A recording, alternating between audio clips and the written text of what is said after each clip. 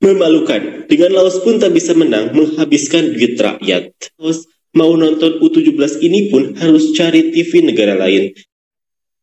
Malaysia, tiap-tiap bulan nak malukan negara. Aku rasa tak payah panggil harimau muda lah kot. Panggil binatang-binatang lain yang lebih sesuai lah. Anjing ke kucing ke kan lah. Anjing ke kucing ke kan. Wah, hebat betul tamadun kita makcik. Masyhur di persada dunia. Betul ke Garuda Tua dan Garuda Muda punya kita pula. Harimau Malaya tewas, lalu diikat Laos makcik. Tetapi Garuda Muda lepas ke Piala Asia. Tim bola sepak Garuda, Malaysia punya pun. Walaupun asalnya dari Indonesia. Tapi kita kan serumput. Itulah yang terjadi di negeri kasino Malaysia. Sepak bola Malaysia sekarang dalam kondisi hancur lebur, baik tim senior maupun junior. Dan terakhir, tim Harimau Muda usia di bawah 17 tahun gagal melaju ke putaran final Piala Asia. Hal ini amat menyedihkan karena para tetangganya, yakni Indonesia, Thailand dan Vietnam lolos ke putaran final Piala Asia yang akan digelar tahun depan.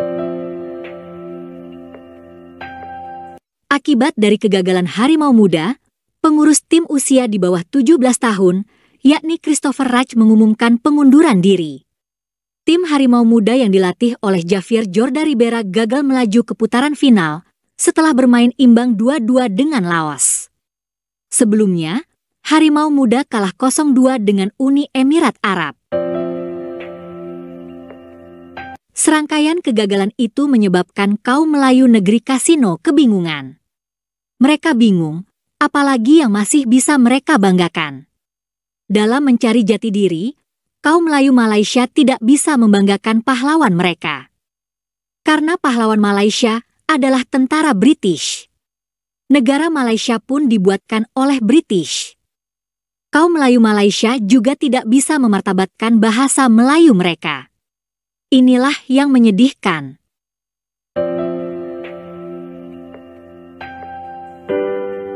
Selain itu, kaum Melayu Malaysia juga sulit membanggakan budaya mereka. Mereka bahkan sering mengklaim budaya milik suku-suku di Nusantara dengan dalih serumpan-serumpun. Karena itulah, sepak bola sebenarnya hal yang masih mungkin mereka banggakan. Tapi dengan hancurnya sepak bola Malaysia, kaum Melayu Malaysia pun semakin terpukul. Dalam keadaan seperti itu, mungkin dongeng dan halusinasi ala Melayu yang bisa menghibur mereka. Profesor Melayu Negeri Kasino selalu punya cara agar Upin Ipin tetap punya kebanggaan. Misalnya seperti dalam video berikut ini. Cik, betul ke alat muzik angklung tu milik orang Melayu Malaysia? Betul ke kita punya, Malaysia punya? Susanti berkata, angklung milik Indonesia. Alat muzik angklung, Malaysia punya. Walaupun asalnya dari Indonesia. Tapi kita kan serumput.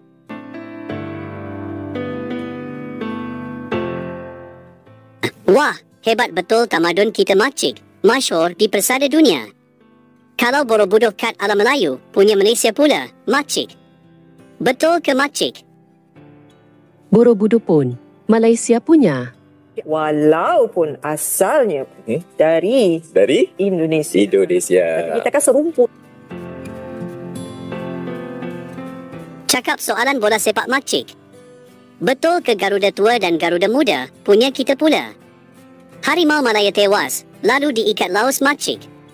Tetapi Garuda Muda lepas ke Piala Asia. Tim bola sepak Garuda, Malaysia punya pun. Walaupun asalnya dari Indonesia. Tapi kita kan serumput. Seronok makcik, hebat betul tamadun kita makcik. Soalan lain ialah mat towel dan mat gerung. Betul ke mereka punya Malaysia pun? Mereka kesohor di media sosial makcik. Mereka dapat ditukar dengan mat midin, makcik. Mat towel dan mat gerung, mereka orang ala Melayu. Malaysia punya pun. Walaupun asalnya dari Indonesia. Kita kan serumpun.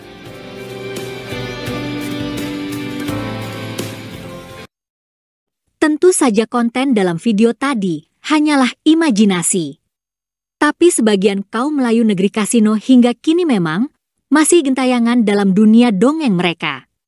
Selanjutnya marilah kita simak berbagai komentar tentang kegagalan tim Harimau Muda dan keberhasilan tim Garuda Muda Indonesia.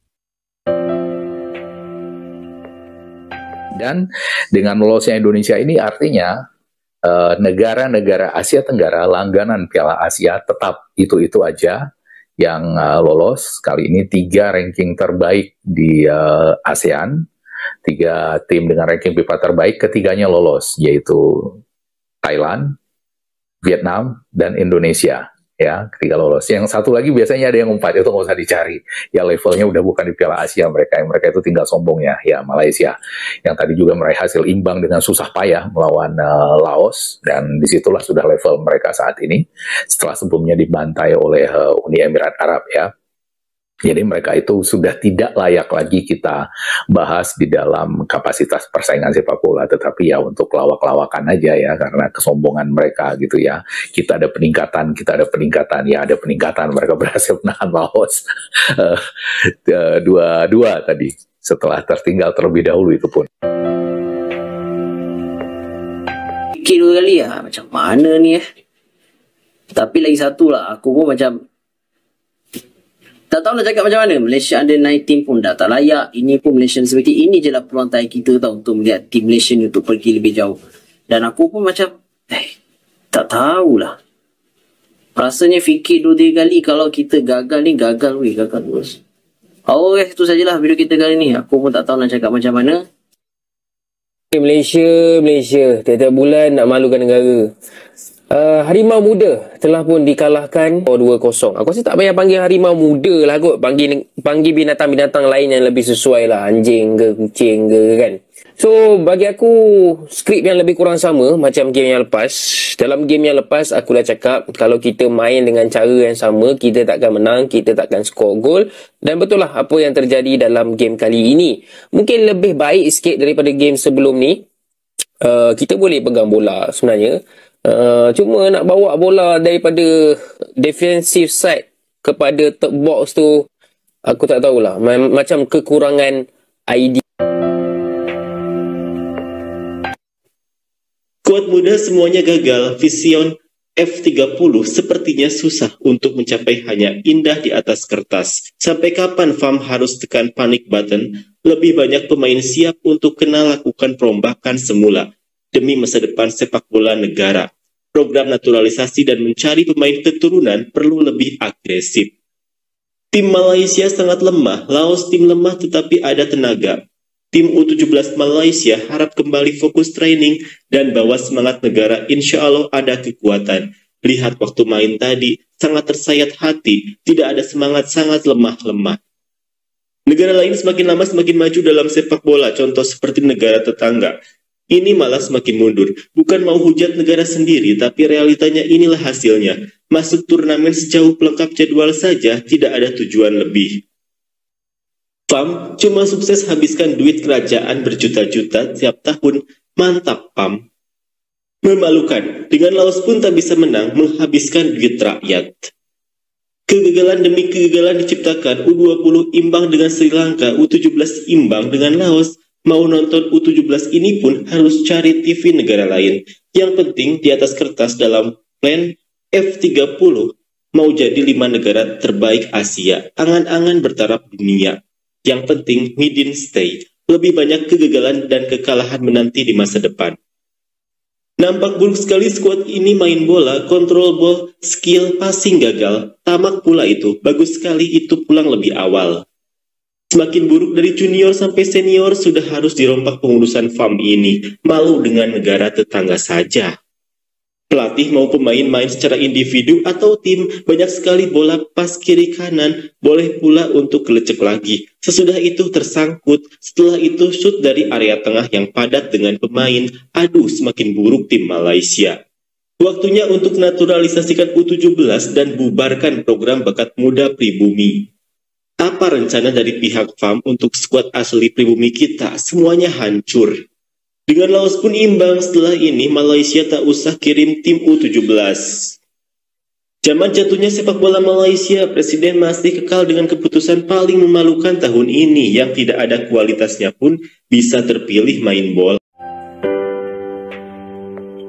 Begitulah reaksi netizen Malaysia terhadap kegagalan sepak bola mereka.